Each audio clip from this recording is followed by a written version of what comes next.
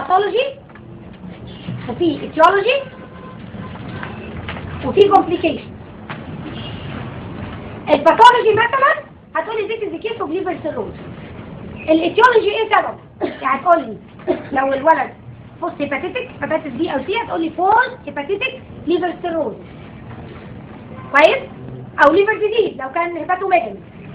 لو هو مش بوست هيباتيتك هتقولي بالهارزيال، فلا تقولي الاتيولوجي لو انت عارف يا بوست هيباتيتك يا بالهارزيال، يعني بالهارزيال هيباتوميجالي او بالهارزيال ليفر فايبروز او بوست هيباتيتك ليفر سيروز. يبقى كده ده اناتوميكال وباثولوجيك، اتيولوجي وباثولوجي. فاضل الكومبليكيشن. ايه الكومبليكيشنز بقى بتاعه الليفر ديزيز؟ يا العيان داخل لك في ليفر سيل فيلير، هتلاقي عنده كل المانيفستيشنز اوف ليفر سيل فيلير اللي هي ايه؟ سلابين تريمور، بالمر اسمها ايه؟ بالمر اريثيما، سبايدر نيفاي، الفيتور هيباتيكا، كل بقى جوندس كله هتقول لي البيشنت داخل في ليفر سيل فيلير.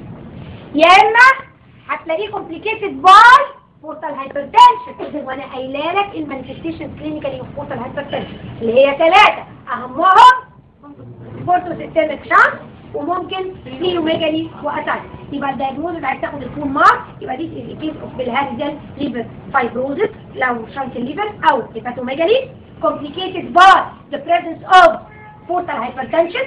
تقول له ايه؟ شفت ايه؟ manifested by سيروميجالي مثلا او اتايتس او بورتو سيستميك شانس. عرفتهم منين؟ عندك كابوت ميدوزر يا فروم ذا هيستوري في هيماتيمسيس وفي فايلز ديسكارد. كده عداك العين فخدت الفول مارك في حاله الاسد. طيب خلاص كده هنبتدي نشوف الحاله. نعم